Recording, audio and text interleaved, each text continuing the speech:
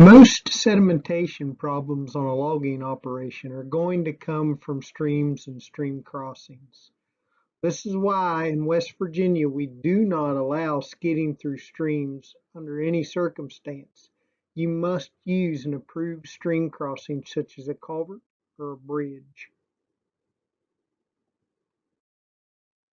The minimum size culvert that we will accept for a skid road is 15 inches and at least 20 feet in length.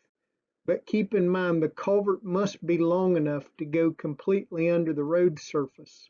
And in the case of today's large equipment, sometimes 20 feet is not nearly long enough. It must be long enough and big enough to get the job done.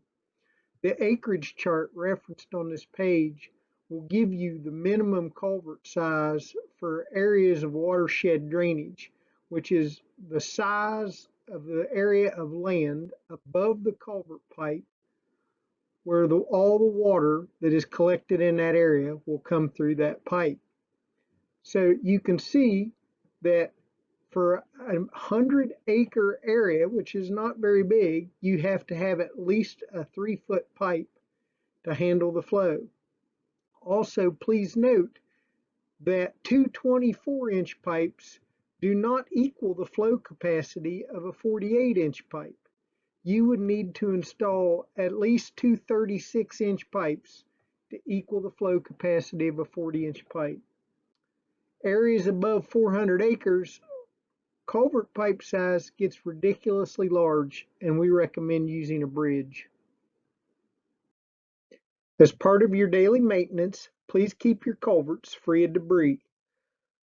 If you have an unexpected storm event, a partially clogged culvert can quickly become a fully clogged culvert and lead to damage to your crossing point, severe sedimentation of the stream, and potentially damage structures and endanger life downstream. Hollow logs can be used as culverts as long as they meet the specs for the stream crossing. Usually you're only going to find this in ephemeral stream drains or spring drains under your logging road. You cannot leave them in permanently, as eventually they will rot and the road will be damaged and the stream will have sedimentation because of it. Temporary bridges can and should be used on skid roads to cross streams, especially with drains over 400 acres, but they must be properly constructed and maintained. If you do not properly maintain them, you could get a flood event which would damage your bridge and cause major erosion downstream. You cannot grade soil over top of your bridge because in high flow events, all that soil will enter the stream channel. Take a look at the stream crossing pictured here. Is this a good stream crossing? Hopefully your answer is no. This stream crossing would have been better for either two larger diameter pipes or one really large diameter pipe, or potentially a temporary bridge would have been the best solution here. Now we have soil laying in the stream channel.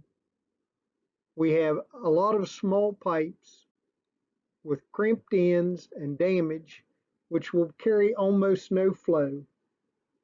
It's just not a good crossing. As you may remember, you should always cross streams as close to a right angle as possible. This picture demonstrates why.